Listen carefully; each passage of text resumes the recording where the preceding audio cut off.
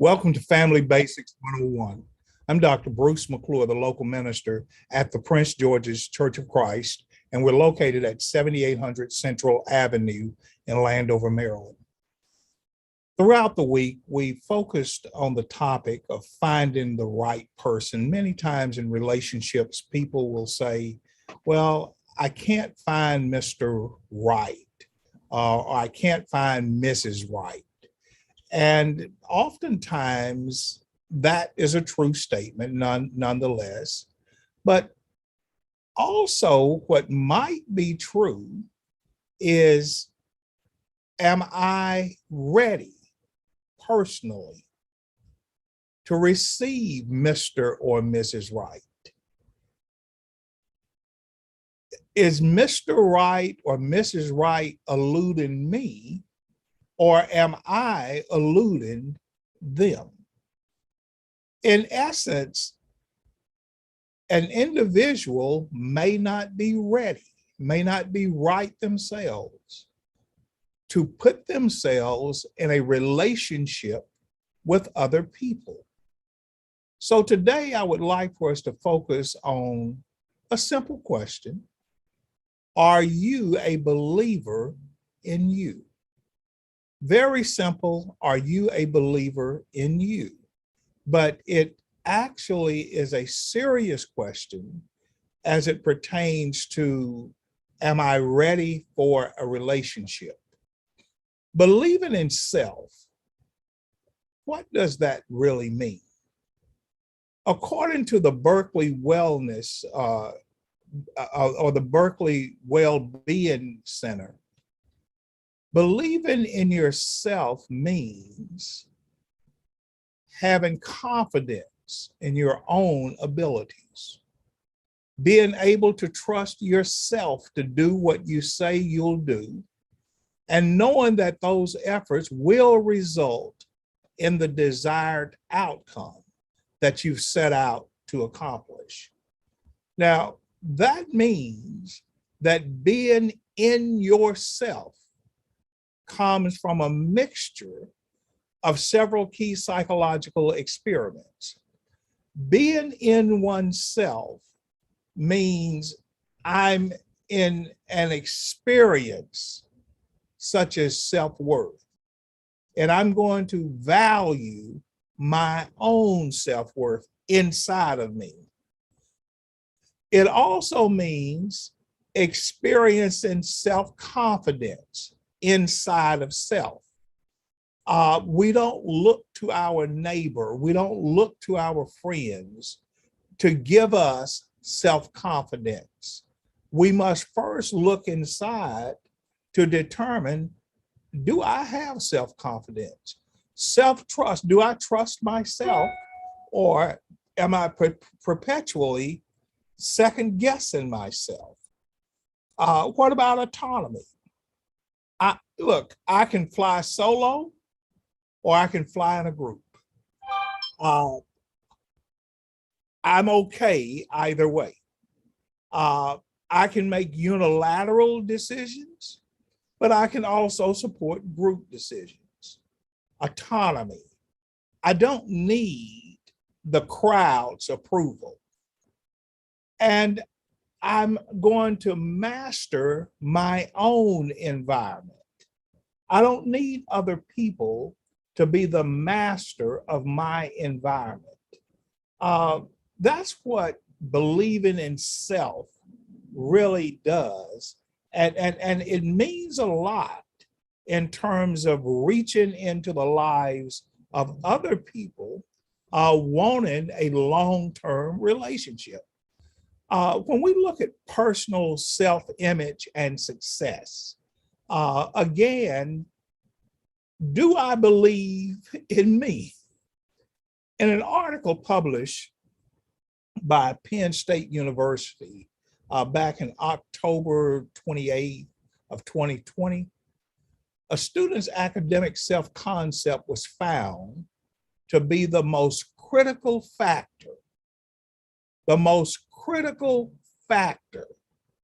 when evaluating the chance for success. Self-concept. That was the most critical factor in evaluating the chance for success. Self-concept was more a predictor than a person's race, their ethnicity, their socioeconomic status. The most crucial component was, what type self-concept does this individual possess? Rady, Kaper, and Elnaty, in an article published in 2016 in the American Journal of Nursing Science, found that self-concept is the core of human personality. This means that it is the very root of how an individual views self, including their own personal characteristics, which is interesting.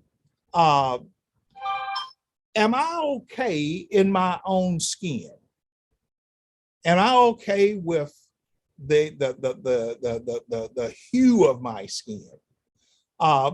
There are African American people, of which I am one, who, if they had the skin hue that I have, they would feel like my self-image is real low.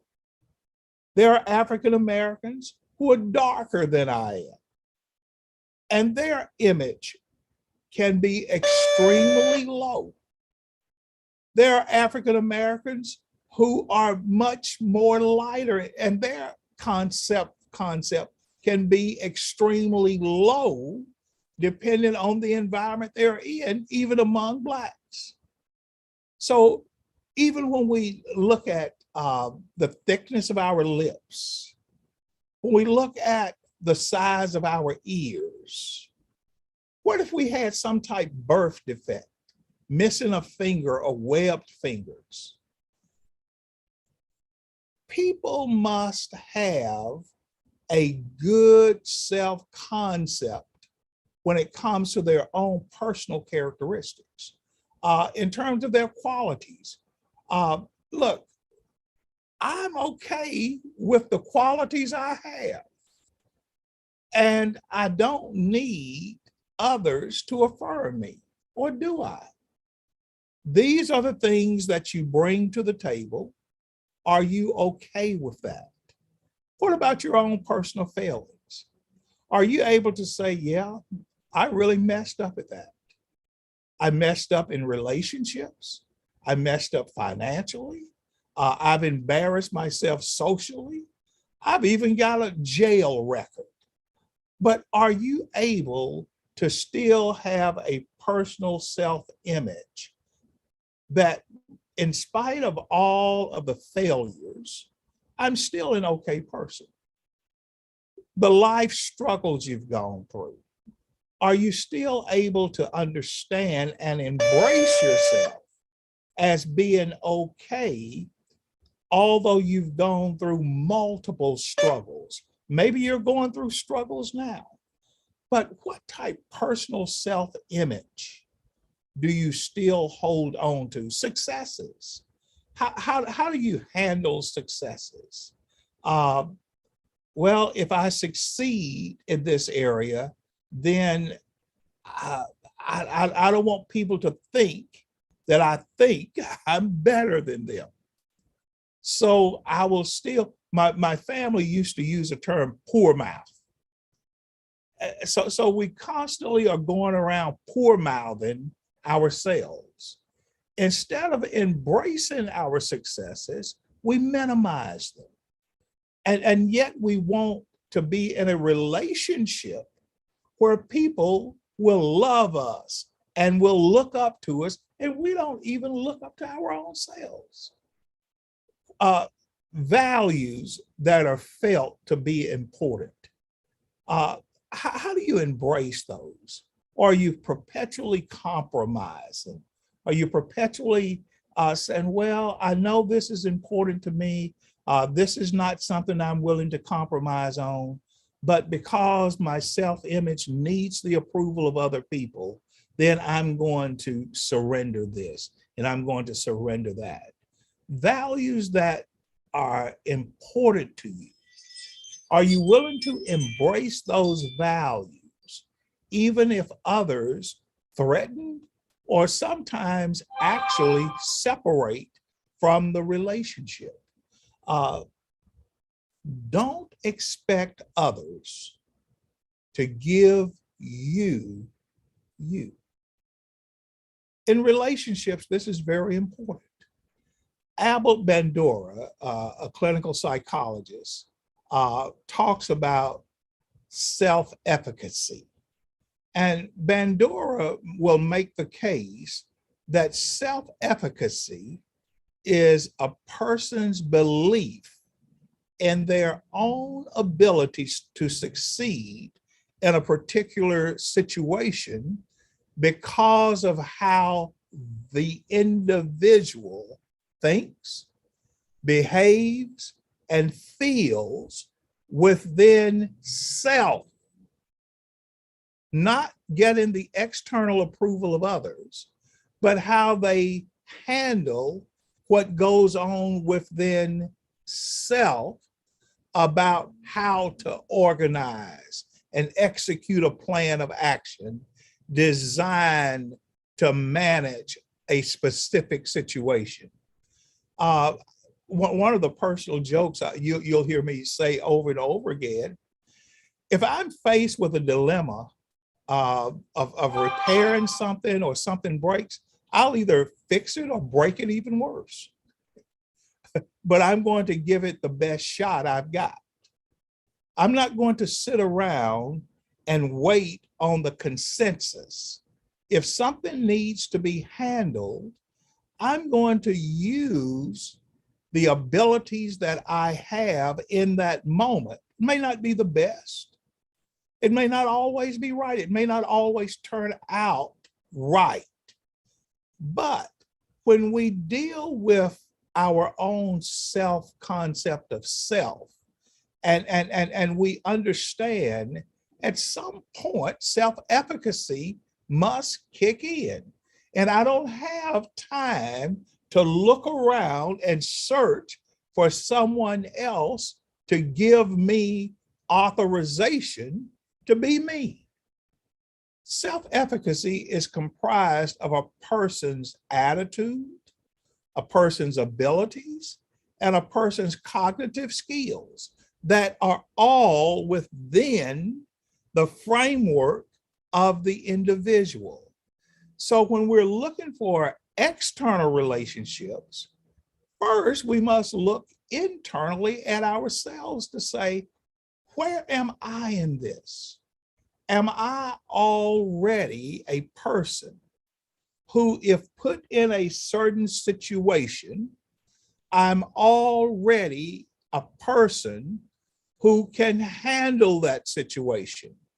I can think through it, I can behave, I can act through it, and I can feel okay within myself as I move through whatever the situation is that I'm presently faced with.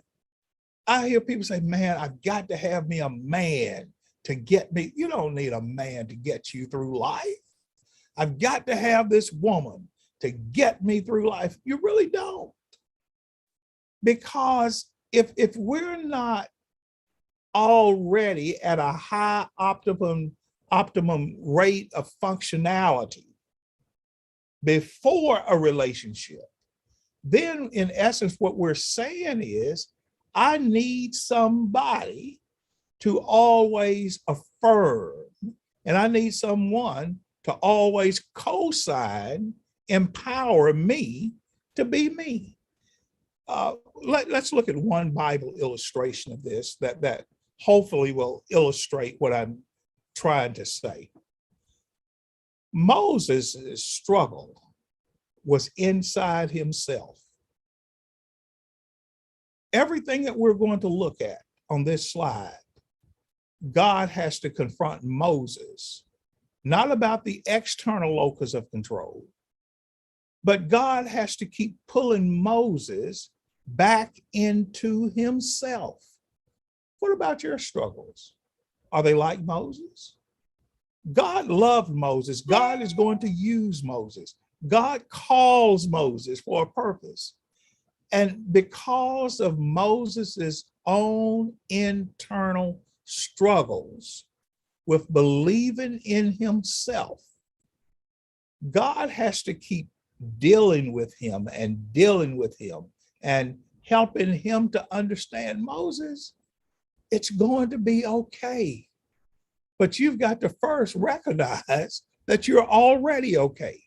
So in Exodus chapter 4, verses 1 through 13, that's where God is going to meet Moses at the burning bush, and God is going to give Moses what is a charge to go back into Egypt and get the entire nation of Israel released from the Egyptians.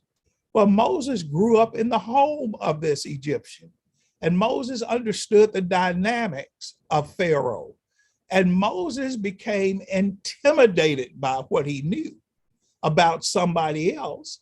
But in the process of being intimidated by somebody else's abilities and strengths, he began to minimize his own. So Moses answered the Lord and said, "But behold, they will not believe me, nor hearken unto my voice. For they will say, the Lord hath not appeared unto thee." Everything Moses is saying is external to him. He's not listening to himself and his own strengths. He's being intimidated, controlled by what he saw in others. And the Lord has to talk him off the cliff. What do you have in your hand, Moses? What do you possess in your hand? Moses, put forth your hand and take the serpent by the tail.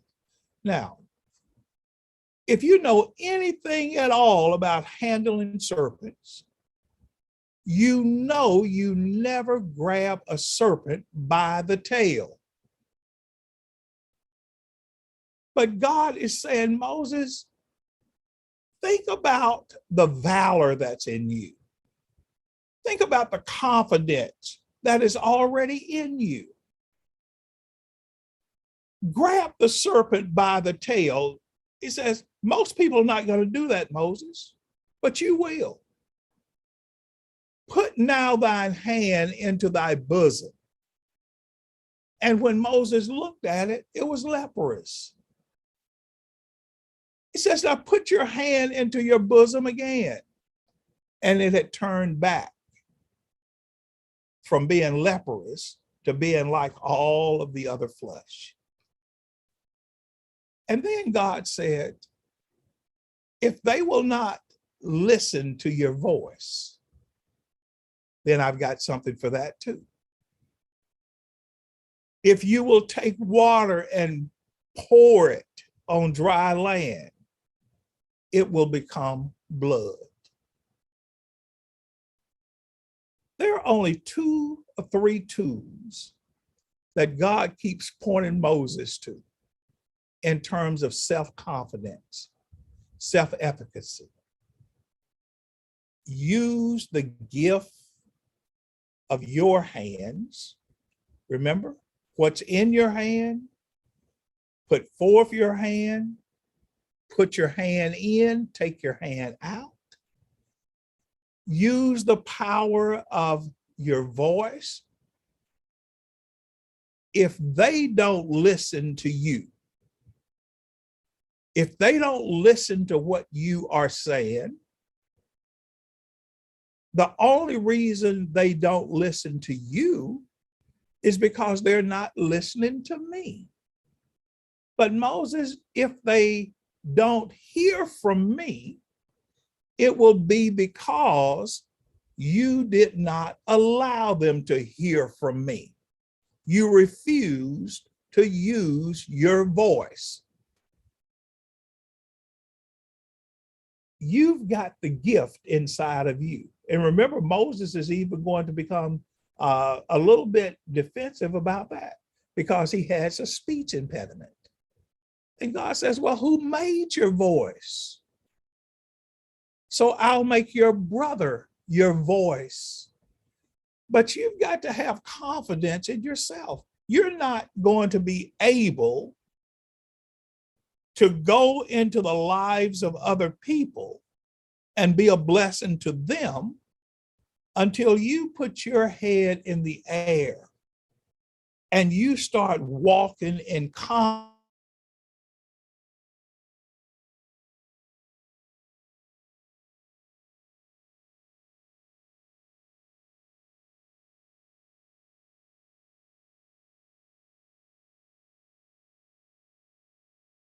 Percent success, and Moses is doubting his own abilities. That's what relationships are about today. People say they want relationships, but they keep doubting themselves. And yet they keep looking for others to affirm them. I love my wife, but I don't need my wife to affirm me. I didn't marry my wife for her to affirm me.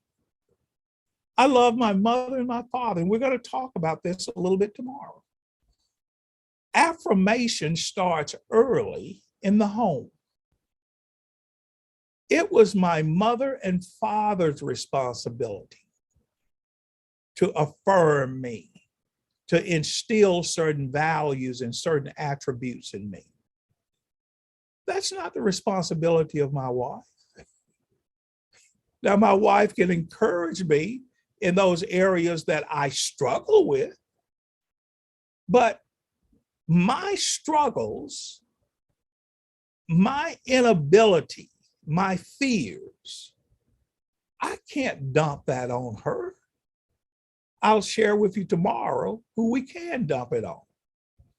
But God has put within each of us a built-in ability to be successful, to have excellent relationships, to believe in ourselves, even with all of our brokenness, all of our shortcomings.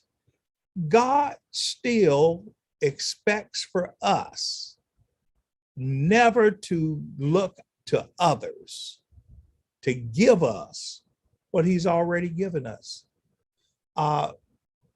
You look great. Well, that's great for you to say so, but it's not going to make or break your day.